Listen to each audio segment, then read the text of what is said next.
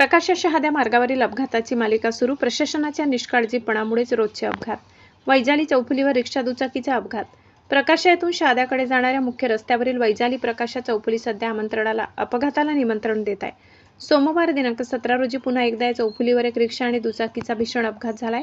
सुदैवाने यात मोठी जीवितहानी टळली असून एका व्यक्तीला किरकोळ दुखापत झाली आहे. मात्र प्रशासनाच्या निष्काळजीपणामुळे रोज घडणाऱ्या अपघातांमुळे नागरिकांचा संताप आता अनावर झालाय. मिळालेल्या माहितीनुसार प्रकाशा डांबरखेडा या रस्त्यावरील तापी पुलाचे काम सध्या सुरू आहे. त्यामुळे या मार्गावरून जाणाऱ्या अवजड वाहनांना प्रशासनाने पूर्णपणे बंदी घातली आहे. परंतु प्रशासनाच्या नियमांना केराची टोपली दाखवत हजारो लहान मोठी वाहने बेकायदेशीरपणे प्रवास करत आहेत. हनुमान मंदिरापासून आदिवासी वसाहती मार्गे गौतमेश्वर मंदिराकडे निघत असताना तसेच बॅरिकेड लावलेल्या ठिकाणापासून काही अंतरावर असलेल्या गॅस गोडाऊन व शेतकऱ्यांच्या शेतशिवारामार्गे अवजड वाहने बेकायदेशीरपणे ये जा करत आहे. त्यामुळे या चौफुलीवर वाहनांची प्रचंड वर्दळ वाढली असून बेशिस्त वाहतूक अपघातांचे मुख्य कारण ठरत आहे.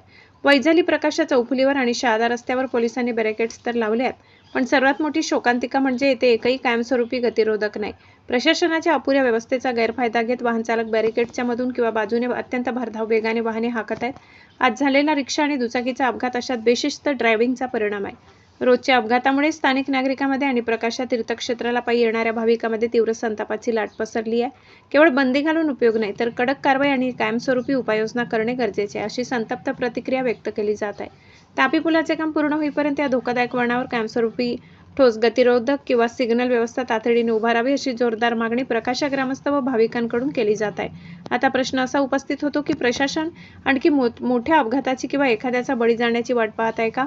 प्रशासनाला जाग कधी येणार आणि धोकादायक चौफुलीवर कायमस्वरूपी उपाययोजना कधी होणार याकडे सर्वांचे लक्ष लागले.